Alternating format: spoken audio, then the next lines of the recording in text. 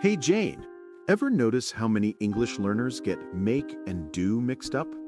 It's a real head scratcher sometimes. Absolutely, Kevin. It's one of those classic stumbling blocks.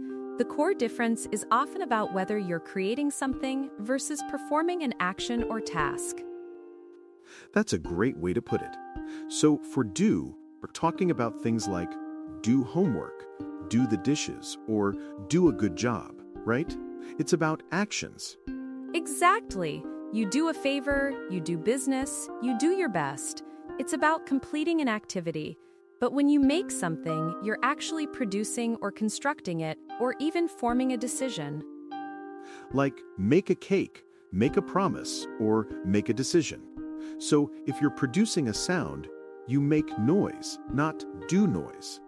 Precisely. You make a mistake, you make money, you make friends.